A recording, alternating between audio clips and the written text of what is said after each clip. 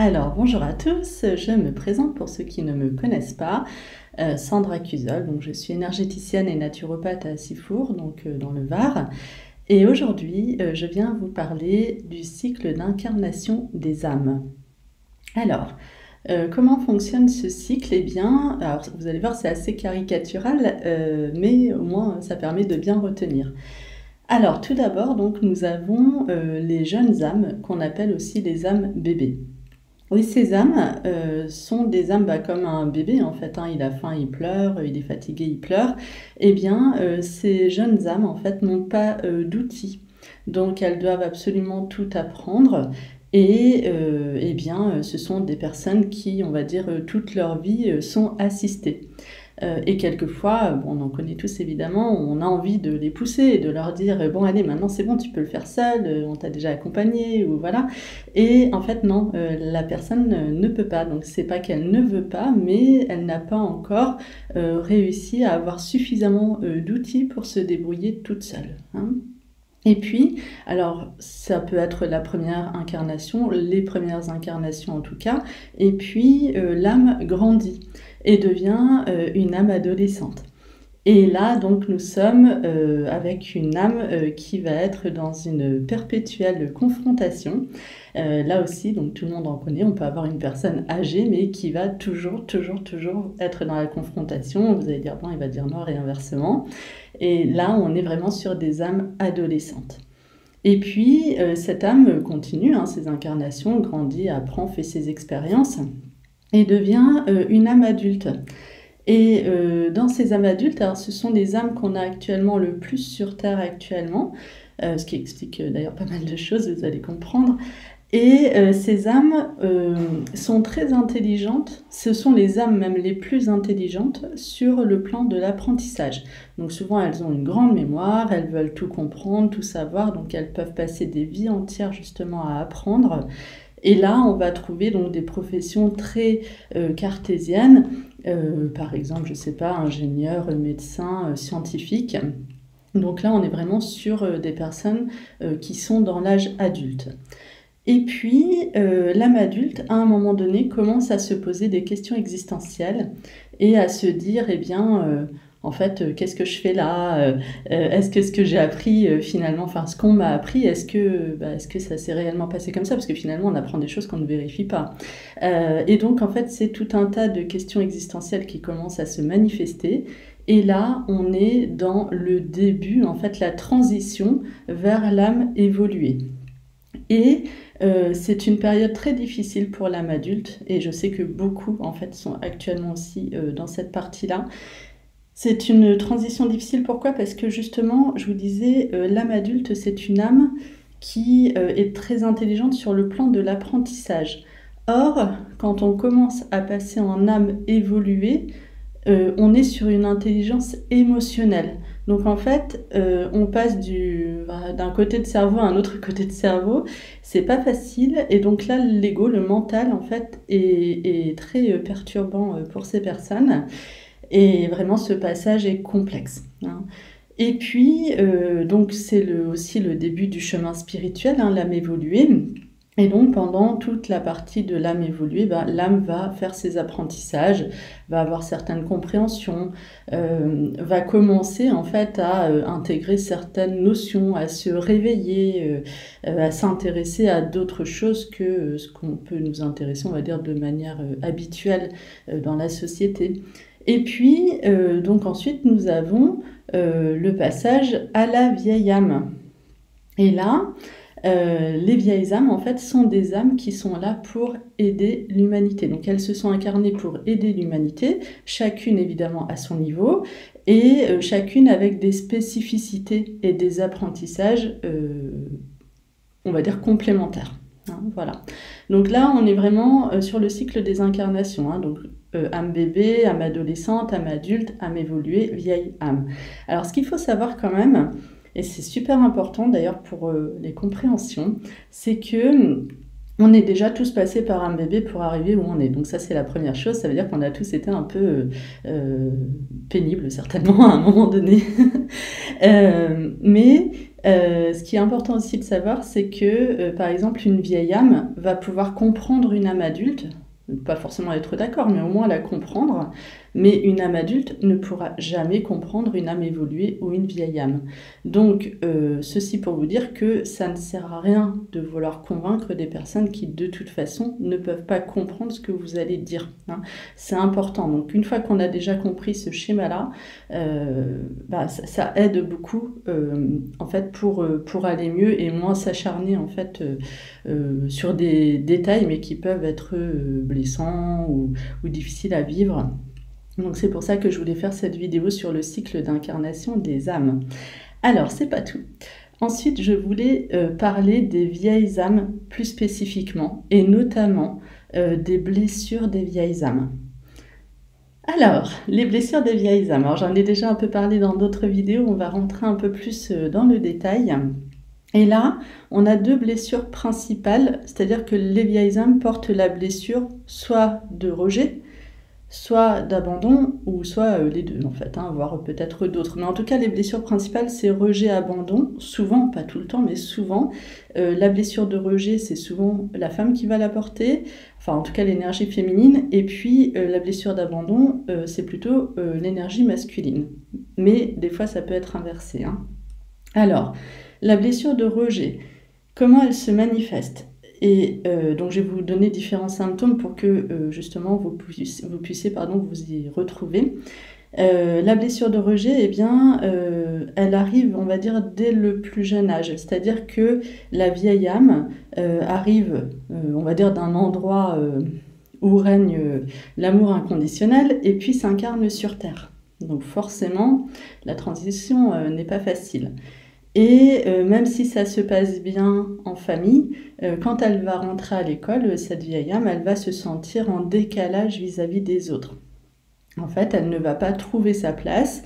Elle va même parfois penser qu'elle n'est pas terrienne, en fait, qu'elle est extraterrestre, justement. C'est-à-dire qu'il y a vraiment un décalage profond qui fait que la personne n'arrive pas à s'adapter, hein. C'est très compliqué et l'intégration est vraiment difficile, voire n'arrive pas à se faire. Et qu'est-ce qui se passe comme la vieille âme est là, bien sûr, pour aider l'humanité, elle est très aidante, eh bien, elle va essayer, au fur et à mesure, en fait, qu'elle grandit, de s'adapter, justement, et de plaire. Donc, de plaire, ça veut dire de plaire, de faire plaisir, d'être qui on a envie qu'elle soit, voilà, de montrer une belle personne, et puis oui, voilà, donc elle va s'oublier, hein, clairement pour plaire aux autres, et même, on va dire, cette vieille âme est une âme qui ne va pas savoir dire non. Hein, donc elle va faire les choses, elle va s'oublier au profit des autres. Si elle peut rendre service, même si l'agenda est hyper timé, elle va quand même trouver le créneau, elle va vraiment s'investir. Et à un moment donné, comme aujourd'hui, on reçoit des énergies cosmiques qui sont absolument très très très puissantes, ça je ne vous l'apprends pas, parce que ça fait plusieurs fois que je vous le dis, et il y a beaucoup de personnes qui l'expliquent très bien d'ailleurs. Eh bien, ces énergies cosmiques font qu'aujourd'hui, la blessure de rejet se réveille, et elle se réveille très très fortement. Donc j'ai beaucoup de personnes en fait qui vivent le rejet aujourd'hui, c'est-à-dire qu'elles vivent plusieurs situations où elles se sentent rejetées, comme quelqu'un vivrait la même situation s'il a une blessure d'humiliation, eh bien il se sentirait humilié, ou si c'est la blessure d'abandon, il se sentirait abandonné. Et bien là, la vieille âme qui porte la blessure de rejet va se sentir rejetée, rejetée, rejetée. Ça va être successif, c'est des vagues, ça envoie, ça envoie, ça envoie. Et du coup, il y a de la frustration. Et cette frustration, pareil, elle est grandissante au point que cette vieille âme est tellement, tellement dans une souffrance profonde qu'elle va rejeter tout le monde en bloc. Justifié, pas justifié, c'est juste que c'est sa blessure qui parle, et elle est complètement perturbée, donc elle va s'isoler et rejeter tout le monde. Donc là, j'ai beaucoup de personnes qui sont dans ce cas-là, et aujourd'hui la blessure de rejet amène vraiment, on va dire, à la manifestation ultime qu'il faut évidemment travailler, qu'il faut guérir. Donc on va en parler après. La blessure d'abandon. Alors, la blessure d'abandon, elle se manifeste de deux manières. C'est-à-dire que soit la personne ressent un vide profond, alors qui est un vide affectif à la base, et donc qu'est-ce que va faire cette âme qui porte la blessure d'abandon? Elle va chercher à compenser ce manque. Donc elle va vouloir avoir une compagne ou un compagnon, mais elle va demander à cette compagne ou à ce compagnon en fait un amour supranaturel que bien évidemment l'autre personne ne va pas pouvoir lui donner. Et puis, comme elle va être frustrée, en fait, on est sur une relation du coup qui est déséquilibrée. Et évidemment, si on n'a pas un équilibre dans une relation, ça ne peut pas fonctionner, hein. Donc là, évidemment, en plus, ça se solde souvent par un échec. Mais en même temps, cette âme, en fait, porte la peur de perdre. Donc même si dans son couple ça ne se passe pas bien, elle va quelque part s'acharner parce qu'elle aura du mal, voire elle n'arrivera pas à se séparer. Elle va aussi avoir toujours besoin d'être rassurée, d'être entourée, hein, de ses amis, de sa famille, de ses collègues. Voilà, elle a besoin en fait qu'on lui montre, qu'on lui prouve qu'on l'aime pour remplir ce vide affectif. Mais c'est pas que un vide affectif, c'est-à-dire que cette blessure peut aussi se manifester par des troubles de l'alimentation, par des dépendances, hein. Donc c'est des compensations qui permettent de remplir en fait ce vide. Alors bien sûr, de manière artificielle, ça ne guérit pas la blessure, on est bien d'accord. Alors, il y a une deuxième façon de réagir à la blessure d'abandon, qui est presque, je dirais, à l'opposé de la première. Là, on est face à une personne donc, qui porte cette blessure d'abandon et qui, pour ne pas souffrir, pour ne plus souffrir, va du coup se refermer et donc va plutôt être dans la fuite, va prendre de la distance, voire va s'isoler, hein. Et quand même souvent, on va dire le point commun entre les deux façons de réagir, c'est qu'on a une forme de dépendance, c'est-à-dire une addiction, souvent.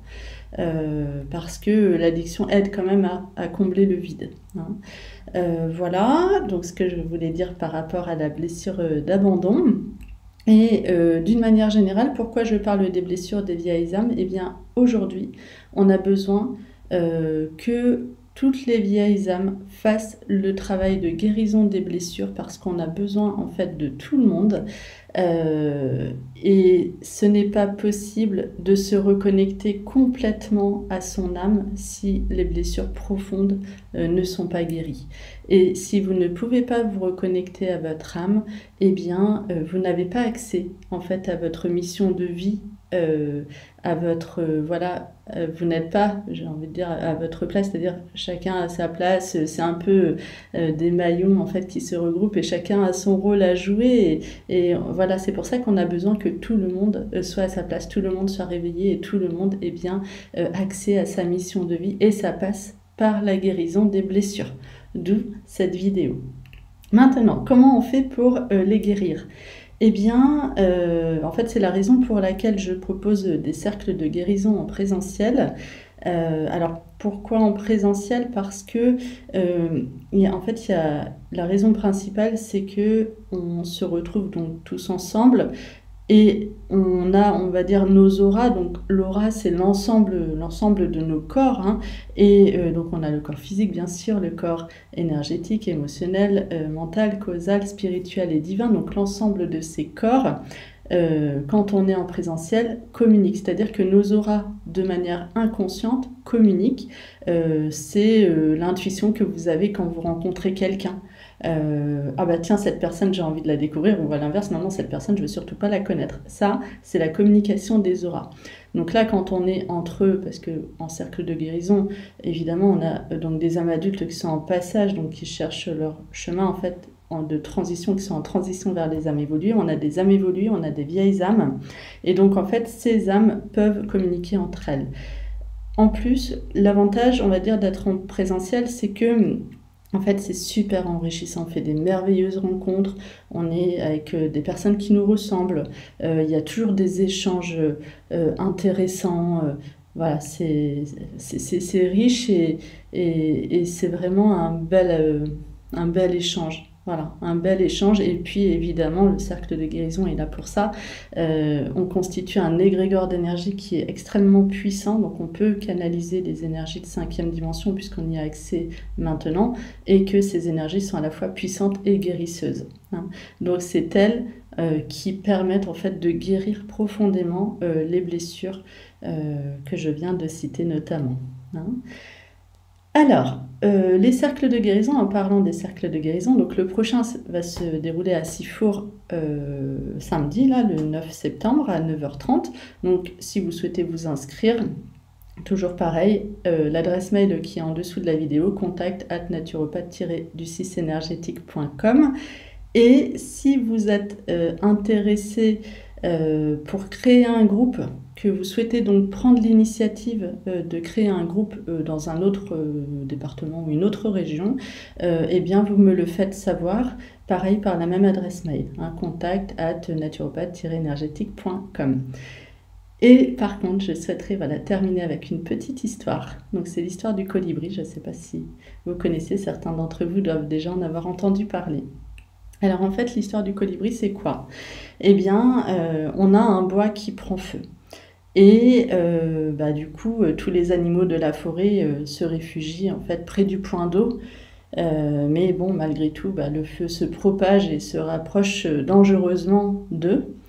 Et là, donc, il y a un colibri qui vient chercher 3 gouttes d'eau et qui les envoie sur le feu pour éteindre le feu. Et il fait des allers-retours et des allers-retours. Si bien qu'à un moment donné, un animal de la forêt lui dit « Bon, colibri, ça sert à rien en fait ce que tu fais. » Et le colibri lui dit « Oui, mais moi, je fais ma part. » Voilà, donc ça c'est vraiment la moralité de l'histoire. C'est que, évidemment, on est plus forts tous ensemble. On peut faire d'excellentes réalisations, mais pour ça, on a besoin de tout le monde. Et aujourd'hui, vraiment, on a besoin que toutes les vieilles âmes puissent prendre conscience, trouver leur place, se reconnecter à leur âme. Alors je sais que les vieilles âmes, déjà il y a eu de belles progressions, c'est-à-dire que je sais que vous suivez la presse alternative, donc vous regardez un petit peu voilà, ce qui se passe, l'évolution, que vous vous reconnectez aux éléments de la nature, que vous faites souvent des actions au moins voilà, autour de vous, mais vraiment aujourd'hui, pensez à guérir vos blessures et à trouver votre place parce qu'on a vraiment besoin de tout le monde. Voilà, c'est le message que je voulais vous faire passer. Je vous remercie de votre écoute et je vous envoie les plus hautes vibrations d'amour. Merci.